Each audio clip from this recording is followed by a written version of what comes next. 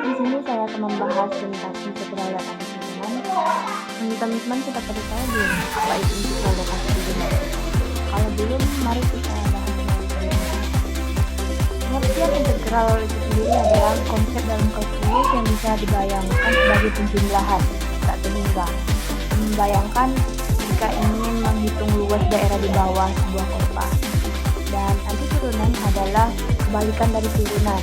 Jika turunan mencari laju perubahan suatu fungsi, maka antiturunan mencari fungsi aslinya. Jadi, integral dan antiturunan memiliki hubungan yang sangat erat.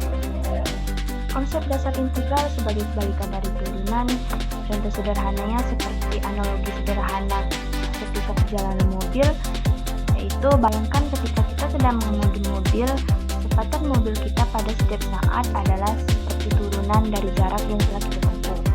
Jika kita ingin mengetahui seberapa cepat jarak kita bertambah, kita akan menghitung turunan dari fungsi jarak terhadap waktu.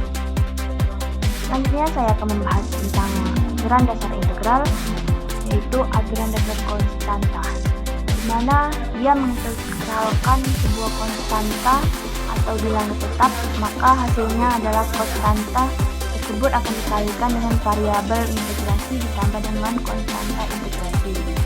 Sifat linearitas integral menyatakan bahwa integral dari jumlah atau selisih beberapa fungsi sama dengan jumlah atau selisih integral dari masing-masing fungsinya.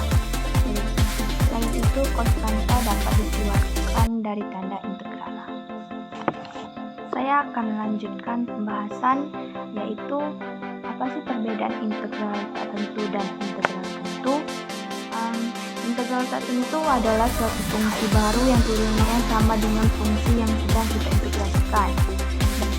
Sedangkan integral tentu adalah nilai numerik yang mewakili luas daerah di bawah kurva suatu fungsi pada interval tertentu.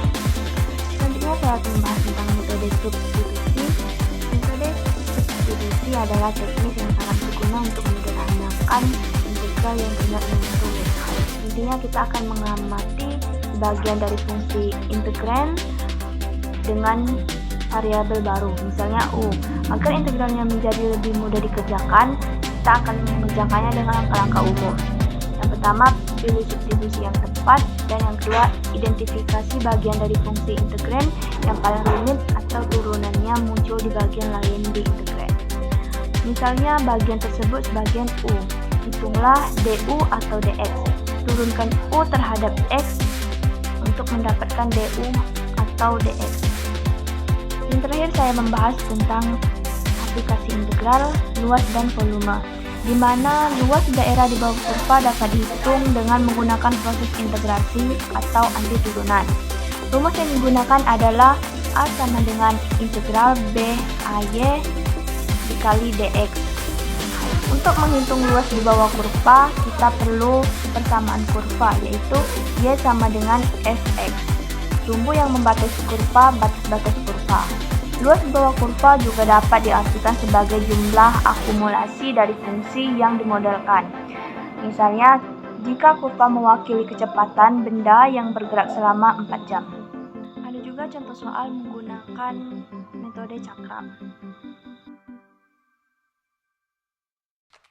Jungle.